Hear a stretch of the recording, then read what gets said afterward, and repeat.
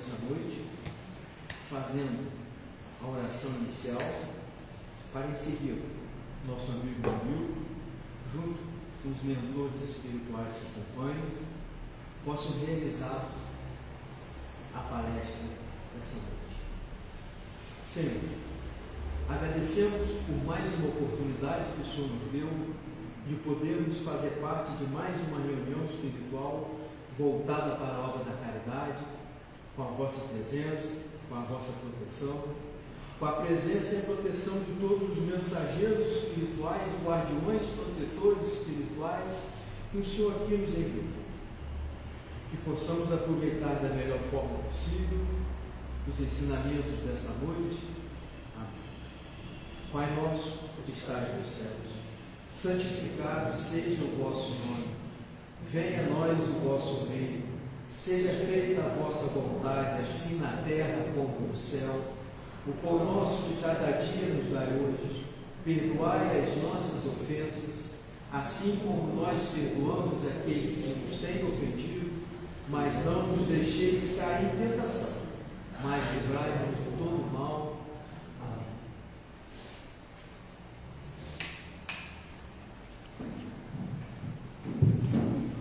Boa noite a todos. Bom, hoje nós vamos conversar um pouquinho sobre o tema As Três Revelações. Para quem já tem um conhecimento prévio da doutrina espírita, essa expressão não é nova. As três revelações significam Moisés, Cristo e o Espiritismo. No Evangelho segundo o Espiritismo, que é o terceiro livro da codificação espírita, para quem não conhece, é muito interessante. Ele foi lançado em 15 de abril de 1864. Primeiro foi o Livro dos Espíritos, depois o Livro dos Médiuns e, na sequência, o Evangelho segundo o Espiritismo. No capítulo 1, dos itens 1 a 7, nós temos então a explicação a respeito das três revelações. E vamos entender um pouquinho sobre Jesus, sobre Moisés e sobre o Espiritismo, porque ele é a terceira revelação também. Tá? Bom, uma linha temporal entre as três revelações nos faz o esclarecimento de que entre uma e outra demorou bastante tempo. Para vocês terem uma noção, Moisés, que é considerada a primeira revelação, veio 1550 anos antes de Cristo. Jesus, o Cristo, veio há 2023 anos atrás. E o Espiritismo veio 1857 anos depois de Cristo. A gente considera o surgimento do Espiritismo a partir do lançamento de O Livro dos Espíritos. Apesar da relação com os Espíritos sempre ter existido, isso desde a época de Moisés. E a gente vai ver um pouquinho sobre isso hoje, se possível. Então, entre uma revelação e outra, tem um lapso de tempo de muitos anos, muitos mil anos. E isso demonstra que as coisas acontecem devagar, paulatinamente, dentro do tempo que tem que ser, porque nós somos espíritos imortais e hoje nós estamos aqui tendo contato com a doutrina espírita. Mas podemos ser os mesmos espíritos que estávamos lá na época de Cristo, que estávamos também na época de Moisés. Então, nós estamos estagiando por meio da reencarnação em diferentes épocas e tendo aprendizados de acordo com o nosso adiantamento moral, dentro das possibilidades que nós temos de compreender. Então, a gente recebe o ensinamento. Na época de Moisés, não era possível falar tudo o que o Espiritismo fala hoje em dia, por exemplo. Por quê? Como espíritos, nós ainda não estávamos maduros o suficientes para isso. Então, é importante nós termos esse entendimento de que nós somos espíritos que vivemos sucessivas experiências e passamos por diversos períodos, em que cada uma das revelações ela é contemporânea ao adiantamento dos espíritos encarnados em cada período. Tá? O Velho Testamento, que traz a explicação sobre Moisés, ele não deve ser interpretado ao pé da letra. Ele deve ser interpretado de acordo com os costumes e os pensamentos da época.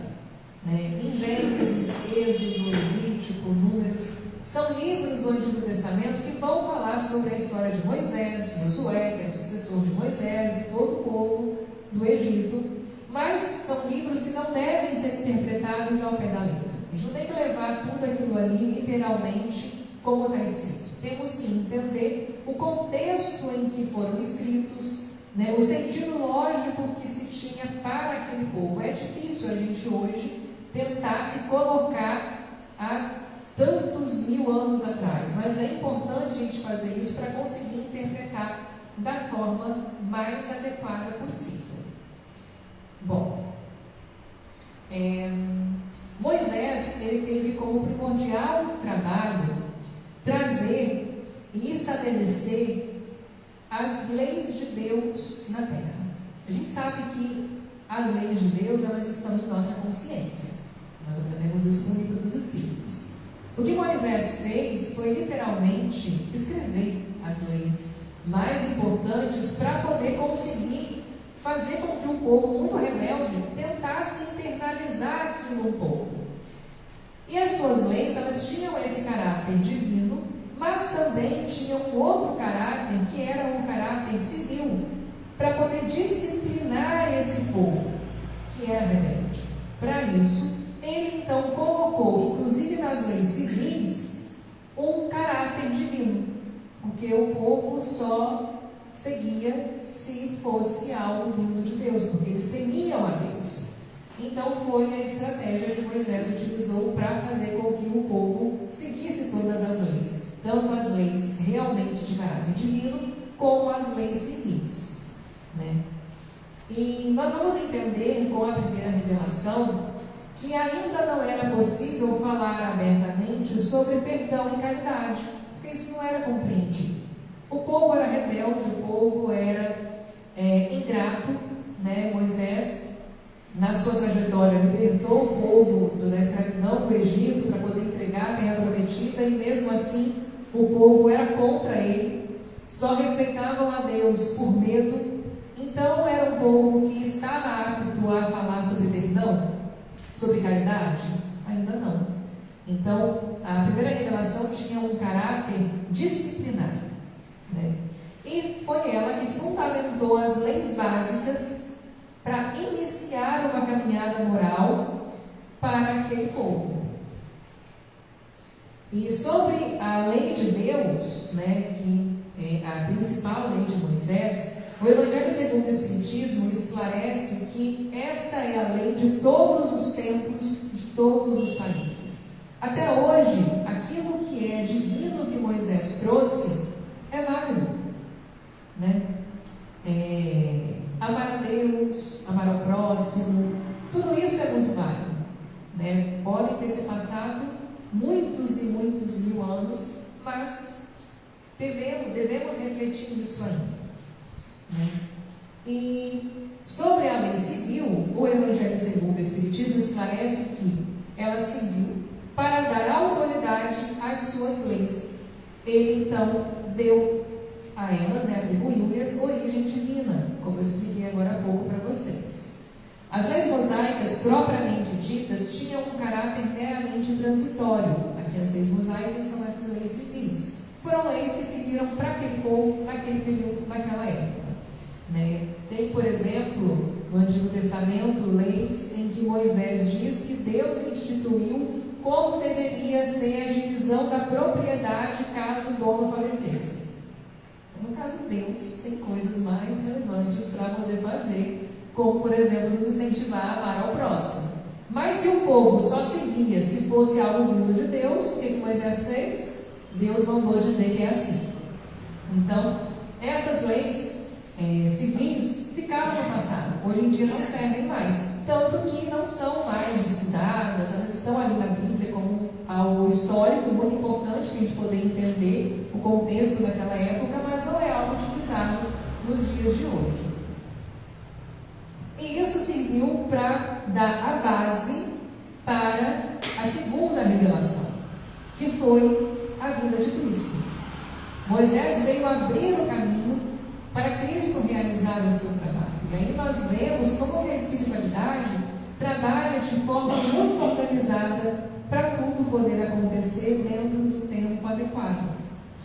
Cristo, nós temos no entendimento popular que ele é um ser perfeito, né? Ele é o Filho de Deus. O Espiritismo entende de uma forma um pouco diferente. O Espiritismo entende que Cristo foi criado simples e ignorante, como um espírito, assim como todos nós, fez a sua trajetória, fez a sua evolução espiritual em outros planetas, não foi aqui na Terra. Quando ele chegou no patamar que ele se encontra hoje, podemos dizer assim, foi entregue a ele então a Terra para que ele fosse o guia e governador espiritual desse planeta. Mas para ele ser o guia e governador espiritual desse planeta, ele teve que fazer toda a sua trajetória evolutiva em outros orbes há milhares de anos atrás, né? E há na literatura, né, que Jesus participou ativamente da criação do planeta, né? Então ele está conosco desde todos os tempos. E podemos até interpretar, quando na Bíblia ele fala que ele e Deus são um, é porque ele é tão evoluído espiritualmente que ele está plenamente conectado com Deus. Nós ainda não estamos, mas estamos trabalhando para isso um dia.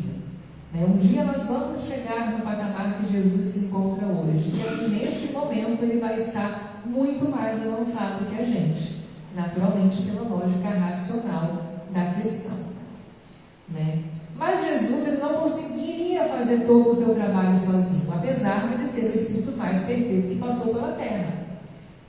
Por isso ele teve junto a ele os seus discípulos, os seus apóstolos. Eles eram perfeitos assim como Jesus? Não.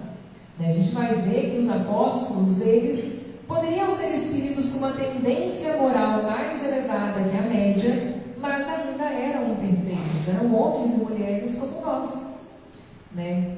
Pedro era estressadíssimo, né? Pedro tem uma passagem, né, que ele arrancou a orelha de um soldado com a espada para poder defender Jesus, e Jesus então orienta: Pedro, não faça isso, né? João também, quando ele era mais jovem, ele era extremamente estressado, né? Tanto que tinha um apelido, se não me engano, o filho do trovão, alguma coisa assim, porque ele brigava com todo mundo na adolescência.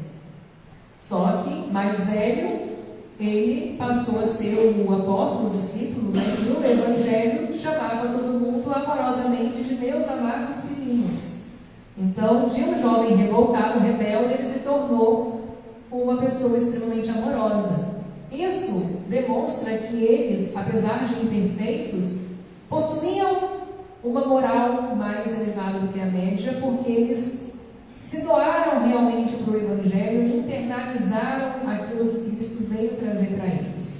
Todos nós temos essa capacidade, né? Jesus, quando veio e escolheu os seus discípulos, ele escolheu inicialmente os imperfeitos, né? Pedro, o próprio João, todos eram imperfeitos, Maria Madalena. Então, todos se dedicaram ao Evangelho. Todos nós temos essa capacidade também, quando nós estamos comprometidos com o bem maior. E Cristo foi quem trouxe à Terra, então, a lei de amor, expressa na caridade. Ele falava muito sobre o perdão. Nessa época, nós, espíritos que estávamos lá, vivendo com Moisés, já reencarnamos aqui na Terra, na época de Cristo, nós já tínhamos a maturidade para conseguir falar sobre a lei de amor, falar sobre o perdão, sobre misericórdia, sobre caridade, né? A caridade, inclusive, é uma das principais virtudes. Sem caridade não tem como falar de amor, sem caridade não tem como falar de benevolência, de fraternidade. O Evangelho segundo o Espiritismo nos fala sobre isso, que a caridade é o elo central de todas as outras virtudes. E sobre a vida do Cristo, o Evangelho segundo o Espiritismo esclarece: Jesus não veio destruir a lei de Deus, que foi trazida por Moisés, veio cumpri-la, dar-lhe verdadeiro sentido e apropriá-la ao grau de adiantamento dos homens. Quando Jesus veio, muitas pessoas tinham a ideia de que ele veio para ficar contra a lei. Só que na verdade não. Ele veio para dar cumprimento à lei de Deus e explicar adequadamente aquilo que as pessoas estavam interpretando de forma equivocada. Porque nesse interregno de tempo, o que as pessoas começaram a fazer, o que nós, como espíritos imortais, começamos a fazer? Distorcer as leis que Moisés trouxe. Então Cristo veio para reforçar, nos levar novamente para o caminho adequado, trazendo o verdadeiro ensinamento, a verdadeira lição que deveríamos seguir, de acordo com o grau de adiantamento que nós já tínhamos. Ele veio ensinar aos homens que a verdadeira vida não está na terra, mas no reino dos céus, para nós não valorizarmos tanto a matéria, para nós darmos mais valor àquilo que é espiritual. E o Espiritismo veio posteriormente reforçar de forma muito mais ampla, mas Jesus, no seu discurso inteiro, ele focaliza muito na questão espiritual, Os bens terrenos, as questões terrenas, tudo é transitório, tanto os benefícios quanto as dores também. Nós devemos nos olhar como espíritos imortais, nós devemos olhar sempre o reino dos céus e não o reino da terra. Tanto que ele fala nas suas passagens e lições que muitas vezes aquele que é o menor aqui na terra vai ser o maior no reino dos céus, e aquele que é muito grande, muito importante aqui na terra, no reino dos céus é o que se senta na última fileira, não é tão importante quanto acha que é.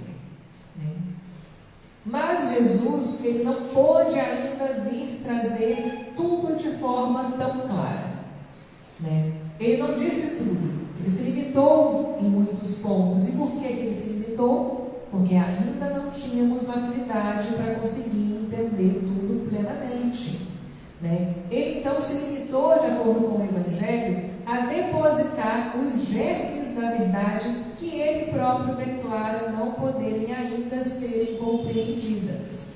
E por isso, o que Jesus faz? Anuncia o Consolador prometido. Esse Consolador prometido é anunciado em João, no capítulo 14, versículos 15 a 17, quando ele fala: se me amardes, guardareis os meus mandamentos, e eu rogarei ao Pai, e ele vos dará outro Consolador, para que fique convosco para sempre, o Espírito da verdade, que o mundo não pode receber, porque não o vê, nem o conhece, mas vós o conheceis, porque habita convosco e estará em vós.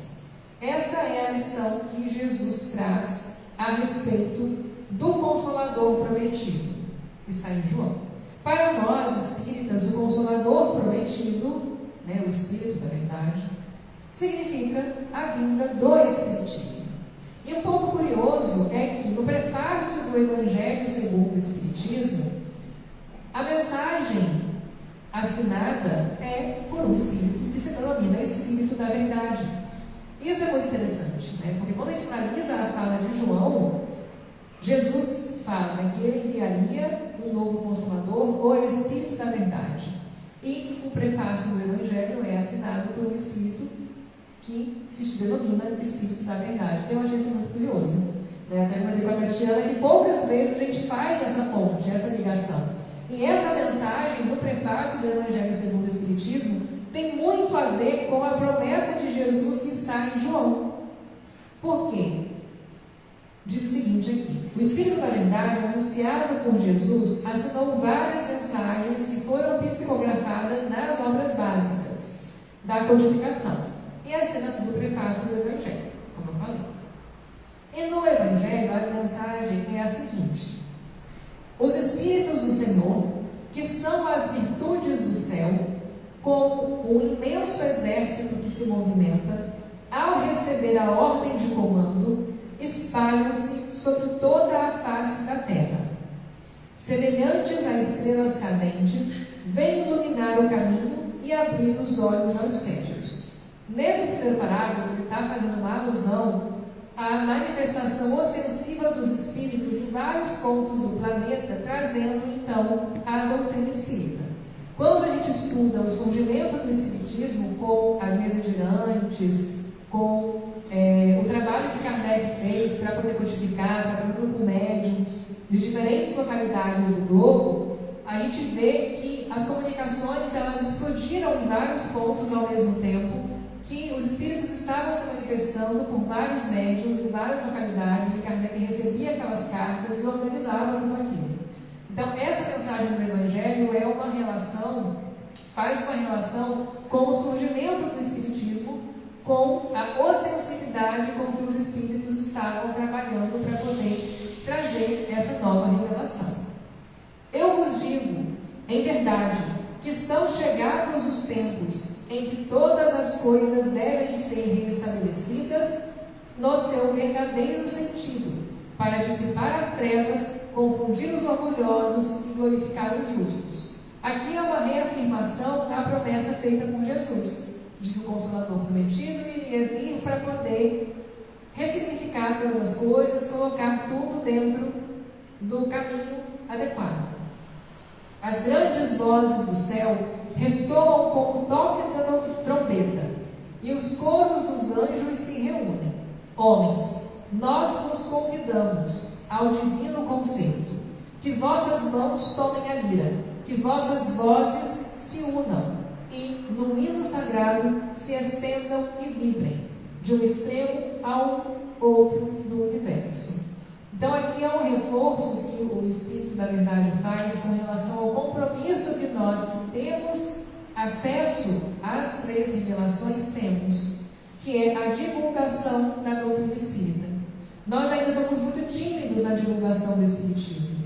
E a mensagem do Evangelho é clara para a gente, que nós devemos propagar a doutrina para cada vez mais pessoas, né? Então, homens, irmãos amados, estamos juntos de vós. Amai-vos também uns aos outros e dizei do fundo de vosso coração, fazendo a vontade do Pai que está no céu, Senhor, Senhor, e podereis entrar no reino dos céus. Interessante que nessa frase aqui final da mensagem que eu separei do prefácio do Evangelho, o Espírito da Verdade ele reforça o ensinamento, um dos ensinamentos principais de Jesus, que é amai uns aos outros. E Moisés já tinha falado sobre isso também, né? Então, tanto a primeira revelação, como a segunda revelação, como a terceira revelação, batem na tecla do amor. E o amor, ele existe quando nós colocamos em movimento a caridade, né? Tanto que um dos lemas do Espiritismo é que fora da caridade não há salvação. Não é fora do Espiritismo não há salvação. Não é fora da religião não há salvação. Não é fora de qualquer outra coisa não há salvação. É fora da caridade não há salvação, né? E fazer a caridade é vivenciar os ensinamentos de Jesus na sua mais pura essência, diariamente. E esse novo Consolador que veio, né, essa terceira revelação, é a doutrina espírita. Na minha primeira palestra aqui no Cristo, eu falei sobre os princípios do Espiritismo, né? E a gente entende que é muito importante nós termos a compreensão dos princípios da doutrina para conseguirmos internalizar melhor os seus ensinamentos, mas para quem não acompanhou a palestra ou para quem não sabe, né, a codificação espírita ela surgiu em 1857, né, por Hipólito Leão Denis Arrivalho, mais conhecido como Allan Kardec. Na verdade, Allan Kardec é um pseudônimo que ele utilizou, e é composta por 5 livros, que são o Livro dos Espíritos, em 1857, o Livro dos Médiuns, em 1861, o o Evangelho segundo o Espiritismo, em 1864, o Céu e o Inferno, em 1865, e a Gênese, em 1868. Interessante nós notarmos que até para a codificação ser feita, demorou 11 anos para ela ser completa. Né? E mesmo assim, Kardec disse que muita coisa ainda não seria revelada, porque ele não fez um rol exaustivo, né? Para a codificação 100%. Não, a codificação tem a base, por isso que são as obras básicas. Mas até hoje, muita literatura, muitos estudos são realizados para melhor compreensão da doutrina espírita, dos ensinamentos dos espíritos. E sobre o Espiritismo especificamente, o Evangelho esclarece o seguinte: o Espiritismo é a terceira revelação da lei de Deus, mas não está personificado em ninguém, porque ele é o produto do ensinamento dado não por um homem, mas pelos Espíritos, que são as vozes do céu, em todas as partes da terra e por inumerável multidão de intermediários. Então é equivocado nós colocarmos como figura central do Espiritismo até mesmo Kardec, porque Kardec não é o criador do Espiritismo, ele é o codificador, ele é o organizador. Né? O Espiritismo é a doutrina dos Espíritos. Né? Então é importante nós termos esse entendimento. A primeira revelação ela é personificada em Moisés, a segunda revelação ela é personificada em Cristo, e a terceira revelação não é personificada em ninguém, mas sim uma coletividade, que são os Espíritos, as vozes do céu. Né? E a mensagem desses Espíritos foi coordenada, foi codificada por Kardec. Mas Kardec também não fez isso sozinho. Ele teve uma equipe que trabalhou com ele na codificação da doutrina espírita. E isso é muito pouco falado. Julie Caroline Baudin, por exemplo, elas psicografaram quase que a totalidade das questões do Livro dos Espíritos, nas reuniões familiares dirigidas por seus pais e assistidas pelo codificador. Elas eram adolescentes, né? Crianças, adolescentes, assim, bem jovenzinhas. E eram os pais que dirigiam as reuniões e Kardec foi convidado para assistir. E elas psicografaram a maioria das mensagens, das perguntas, né, das respostas, na verdade. Né? As perguntas foram feitas por Kardec. E essas mensagens, essas respostas, elas eram confirmadas por respostas trazidas por outros médiuns de outras localidades que Kardec comparava. O que Julie e Caroline escreveram? O que outros médiuns escreveram? Tudo tem o mesmo sentido, vamos aqui então montar uma resposta final. Ruth Jafé, ela foi uma medianeira responsável pela revisão completa do texto, incluindo adições solicitadas pelos espíritos. E Aline Carlotti também fez parte do grupo de médiuns, da qual Kardec referendou as questões mais espinhosas do livro, fazendo uso da concordância dos ensinos. Então não bastava que Julie e Caroline escrevessem, né, a psicografia das mensagens com as respostas, que essas respostas estivessem em consonância com o que outros médiuns de outras localidades falassem, que Ruth revisasse, ainda passava por Aline, que fazia que referendava todas essas respostas. Então, era um grupo de trabalho muito grande. E muitas outras pessoas também estavam com Kardec naquela época, né, e colaboraram com a codificação da doutrina espírita. Né? Didier, por exemplo, que foi o editor de O Livro dos Espíritos. Ele tinha uma editora, não era uma editora espírita, até porque não existia espiritismo. E ele incentivou Kardec a lançar O Livro dos Espíritos, né? Foi um grande colaborador. Né? A Livraria Dento, também, que na época tinha uma editora lá na França, eles lançaram também as obras básicas, ajudaram muito Kardec. Tem uma história muito interessante sobre isso. É muito bacana a gente estudar sobre o surgimento do Espiritismo, quem ajudou Kardec a codificar, quem ajudou na parte mediúnica, porque ele em si não tinha uma mediunidade ostensiva. Ele não psicografava, ele não tinha psicofonia, ele não tinha evidência. Então ele trabalhou com outros médiuns que o ajudaram Na parte editorial, ele também não tinha conhecimento, então ele teve amigos que ajudaram ele a fazer a publicação dos livros, né? E é muito bacana a gente estudar e entender todo esse contexto histórico e social, né, como que surgiu o Espiritismo. E qual é a autoridade da doutrina espírita, então, como terceira revelação? Se a doutrina espírita fosse uma concepção puramente humana, não ofereceria por penhor senão as luzes daquele que a houvesse concebido, diz o Evangelho. Ora, ninguém neste mundo poderia alimentar fundamentalmente a pretensão de possuir com exclusividade a verdade absoluta. Se os Espíritos que a revelaram se houvessem manifestado a um só homem, nada lhe garantiria a origem, porquanto fora mister acreditar, sob palavra, naquele que dissesse ter recebido deles o ensino. Admitida de sua parte sinceridade perfeita, quando muito poderia ele convencer as pessoas de suas relações.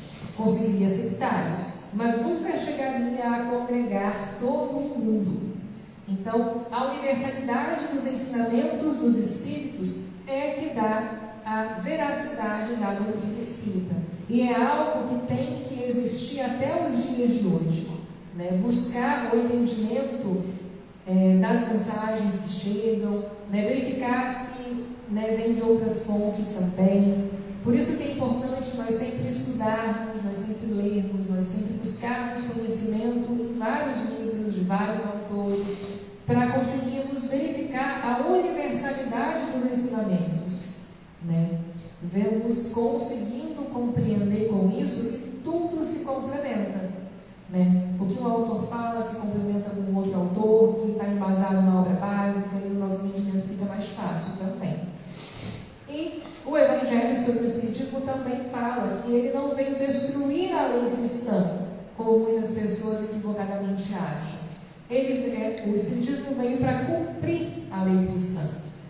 Muitos defendem a tese de que o Espiritismo não é cristão, mas o Espiritismo é cristão porque ele vem reforçar os ensinamentos de Cristo e ele vem dar cumprimento a todas as leis que foram trazidas por Moisés e também por Cristo.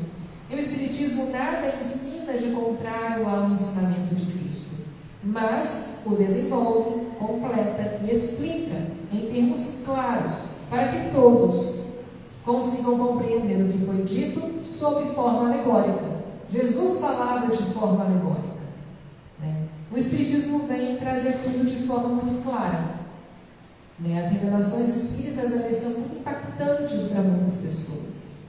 Muitas vezes nós saímos da nossa zona de conforto com os ensinamentos espíritas. Isso gera a revolta de muitas pessoas. A gente tem muito isso na internet, né? As pessoas revoltadas com os ensinamentos espíritas, que não concordam, que está errado. Por quê? Porque o Espiritismo é muito claro. E ele nos tira da zona de conforto. Ele nos diz, é certo, é errado. E quando ele esclarece que algo está equivocado, não está julgando, ele está esclarecendo, né? E isso mexe muito com o nosso ego, né? Com a nossa vaidade, de reconhecer que nós estamos interpretando equivocadamente os ensinamentos do Cristo. Mas temos que trabalhar na nossa reforma íntima, né? O Espiritismo é, portanto, obra do Cristo, que o preside, assim como preside ao que igualmente anunciou, a regeneração que se opera e que prepara o reino de Deus sobre a terra, né? Além de ter anunciado o Espiritismo, Jesus anunciou, o Espiritismo anuncia a regeneração do planeta. Nós estamos no mundo de provas e expiações, em transformação para um mundo de regeneração. A transformação não vai acontecer do dia para a noite. Ela vai acontecer mediante nós conseguirmos internalizar os ensinamentos de Jesus. Isso depende de cada um de nós. Depende de nós realizarmos a nossa reforma íntima. E aos pouquinhos, realizando a nossa reforma íntima, nós vamos crescendo como seres humanos, como espíritos imortais que somos, vamos nos autotransformando, vamos consequentemente transformando a sociedade e o planeta então vai se transformar num mundo melhor. Tudo depende apenas de cada um de nós. Que a gente possa, então, refletir um pouquinho sobre isso e seguir na nossa caminhada.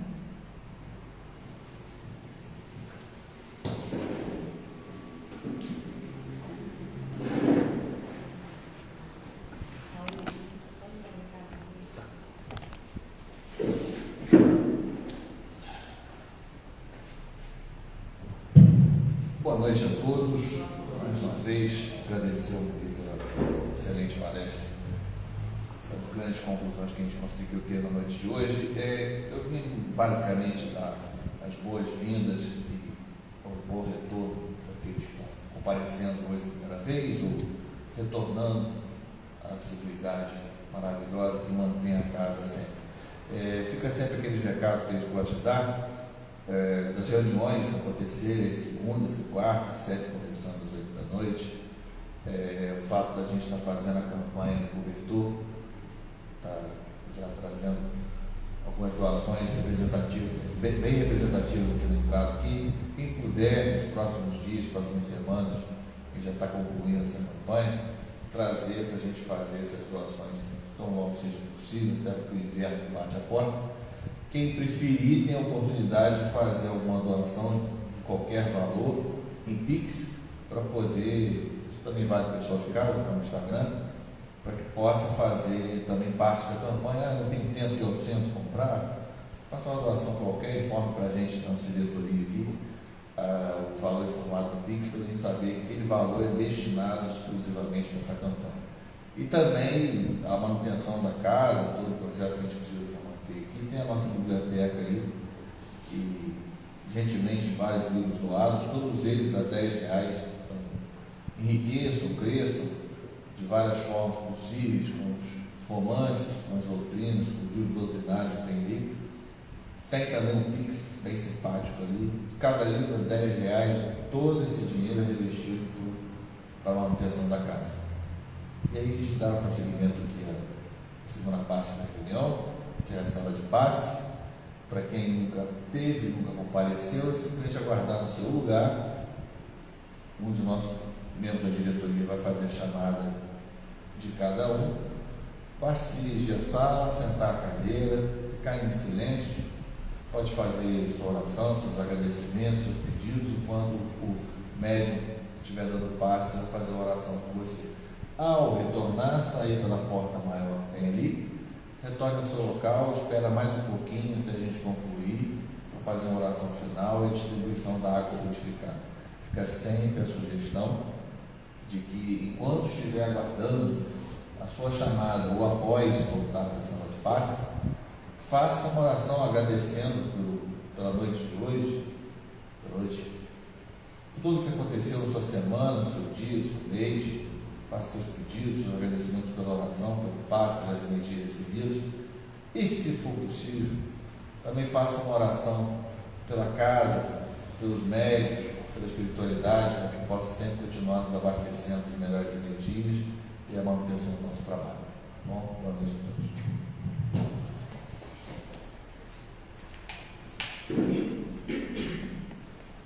Sim. Agradecemos pelo término da primeira parte dos trabalhos espirituais desta noite, nosso amigo Murilo, os mentores espirituais que foram, e pedimos para que o vosso amor e os vossos fluidos fluidifiquem toda esta sala lá, que possamos aproveitar mais esta oportunidade que o Senhor está nos dando